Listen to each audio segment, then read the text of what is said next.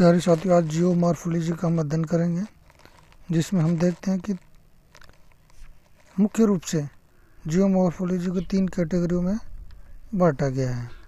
प्रथम श्रेणी के जो उच्चावच हैं उनके अंतर्गत महाद्वीप तथा महासागरीय व्यंजनों को सम्मिलित किया जाता है।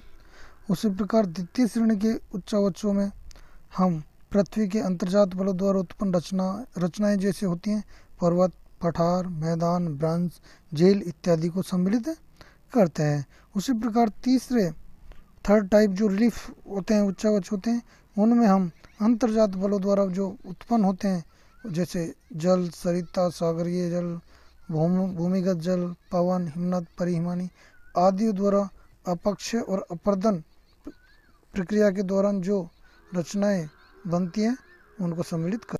भूआकृतिक विज्ञान का हम अगर विकास देखें तो भूआकृतिक विज्ञान का वर्तमान स्वरूप विगत शताब्दियों में हुए क्रमिक विकासों के फलस्वरूप संपन्न हुआ है। स्थल रूपों का प्रारंभिक अध्ययन ग्रीस, यूनान, मिस्र आदि के द्वारा किया गया है। किंतु इसमें सबसे पहले हम देखते हैं कि ब्लाइंड एज ईसा की प्रथम शताब्दी से लेकर 14वीं शताब्दी तक की जो समस्त भूआकृतिक विज्ञान में मौन वातावरण छाया रहा था। तो इस प्रकार का जो विकास था वो हमें अंध युग की याद दिलाता है। द्वितीय नंबर पर आता है आकस्मिकवाद या प्रलयवाद। तो प्रलयवाद में क्या होता है कि तदंत अन्य विज्ञानों की भांति भूआकृतिक विज्ञान में भी अचानक जागरण होता है तथा पृथ्वी की उत्पत्ति एवं स्थल रूपों के निर्माण को अचानक एवं त्वरित घटनाओं का प्रतिफल बताया है। ध्यान रखने योग्य है कि पृथ्वी की आयु को कुछ वर्षों ही आंका गया है और इसी युग को हम आकस्मिकवाद या प्रलयवाद का युग कहते हैं। आगे हम देखते हैं कि एकरूपतावाद का सिद्धांत मुख्य रूप से जेम्स हटन द्वारा दिया गया है। ये एक स्कॉटिश भूगोलवेत्ता थे, तो इनका मुख्य योगदान एकरूपतावाद में रहा है। इनके द्वारा ही ये सिद्धांत प्रतिपादित किया गया है। उन्होंने बताया कि वर्तमान भूत की कुंजी है, अर्थात न तो आदि का कोई पता है और न ही अंत की कोई भविष्य है। इस प्रकार उन्होंने ये माना है कि जैसे पूर्व में जो मौलिक संकल्पनाएं थी, तो उसी आधार पर वर्तमान समय में जो भूगर्भिक प्रक्रम तथा नियम कार्यरत हैं वे ही समस्त भूगर्भिक इतिहास में कार्यरत थे, परंतु उनकी तीव्रता में अंतर था। इसका प्रतिपादन एकरूपतावाद में किया गया है, जो आगे चलकर जेम्स हटन महोदय के 2 शिष्यों जॉन फ्लेफेयर और सर चार्ल्स ल्यूल के द्वारा इसका एकरूपतावाद का सिद्धांत का विकास किया गया है। अब यदि हम आधुनिक भूआकृतिक विज्ञान के विकास की बात करें तो इसमें मुख्य रूप से यूरोपियन और अमेरिकन स्कॉलर्स का प्रमुख योगदान है। यूरोपियन स्कूल के अंतर्गत प्लोस्टिसिन हिमकाल में तथा हिमानी अपर्दन, सागरीय अपर्दन, नदीय अपर्दन, काष्ठ स्थलाकृतिक एवं मरुस्थलीय स्थलाकृतियों के संबंध में उल्लेखनीय योगदान किए गए हैं, जिनमें लुई, कारपेंटियर, वेनेज, एस्मार्क, गिकी, अल्बर्ट पेंग, ब्रुकनर आदि ने हिमकाल तथा हिमानी अपर्दन के बारे में योगदान दिया है। और जोक्स, वाल्टर पेंग आदि ने जलीय स्थलाकृतियाँ, और रैमसे, रिस्टोफेन आदि ने सागरीय अपर्दन, वॉल्टर और पर्सजे ने मरुस्थलीय स्थलाकृतियों में सराहनीय योगदान किया है।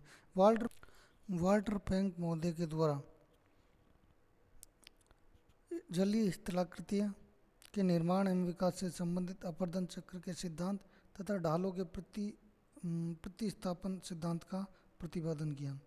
अमेरिकन स्कूल के अंतर्गत देखा जाए तो मेजर पॉवेल ने सरिता अपर्दन की अंतिम सीमा आधार रेखा या आधार तल की संकल्पना का प्रतिपादन किया तथा जी.के. गिलबर्ट महोदय द्वारा स्थल स्वरूपों के निर्माण से संबंधित कई नियमों का प्रतिपादन किया तथा प्रक्रमों के अध्ययन पर अधिक जोर दिया।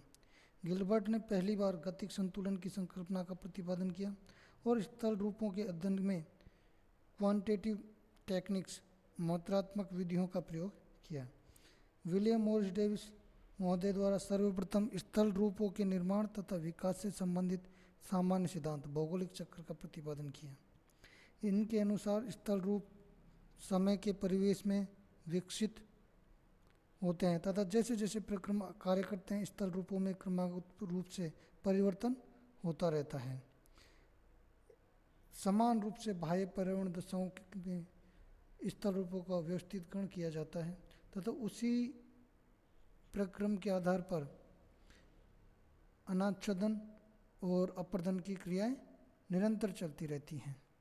तो डेविस महोदय ने अनाच्छादन कालक्रम की संकल्पना का प्रतिपादन किया और डेविस की संकल्पना में भौगोलिक चक्र जिनका प्रतिपादन आर्द्र शीतोष्ण प्रदेशों के स्वरूपों के आधार पर किया। इसको आधार मानते हुए शुष्क अपर्दन चक्र ने हिमानी अपर्दन चक्र, सागरीय अपर्दन चक्र, काष्ठ चक्र तथा परिहिमानी अपर्दन चक्र आदि का प्रतिपादन किया गया। डेविस ने के अपर्दन चक्र तथा स्थल रूपों के विकास के सिद्धांत की आलोचनाएं हुई तथा संशोधन सुझाए गए। परिणाम स्वरूप भूआकृतिक सिस्टम, क्रिकमे का पेनिप्लेशन, एल्सिकिंग का पेडिप्लेन और भूआकृतिक सिस्टम और पुग महोदय का सवाना अपर्दन चक्र आदि सिद्धांत डेविस के सिद्धांत के विरोध एवं संशोधन के रूप में प्रकाश में आए। 1930 और 40 के दशक में भूविज्ञान में कुब्रिन द्वारा तथा भू आकारिकी में हार्टन द्वारा प्रक्रम एवं स्थल रूपों के अध्ययन में के परिणामन में तथा स्ट्रोहलर द्वारा उनका संवर्धन भूआकृतिक सिद्धांतों में नए मोड़ का कारण बना। आगे चलकर समय के परिवेश में स्थल रूपों के विकास की क्रमिक विकास प्रावस्थाओं में विपरीत गतिक संतुलन सिद्धांत का प्रतिपादन किया गया और 1950 से भूआकृतिक आकारों और प्रक्रमों के अध्ययन में प्रतिरूपों का प्रयोग प्रारंभ हो गया, अर्थात मॉडल्स का प्रारंभ हो गया, जिसका प्रमुख आधार जनरल सिस्टम थ्योरी को बनाया गया।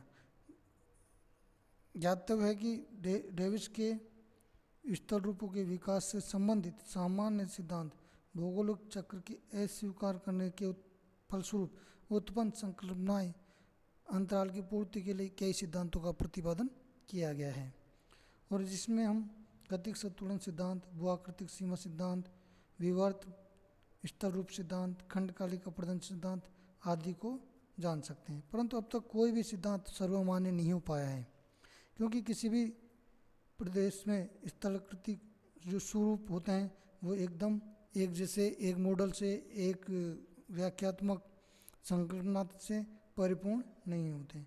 अतः संयुक्त या मिश्र सिद्धांत को ही हम अपार्य रूप से उपयोगी बना सकते हैं और किसी भी प्रदेश में स्थल रूपों के अध्ययन को हम 3 प्रकार से वर्णन कर सकते हैं: स्थल रूपों का वर्णन, स्थल रूपों का वर्गीकरण और स्थल रूपों की व्याख्या कर सकते हैं। धन्यवाद।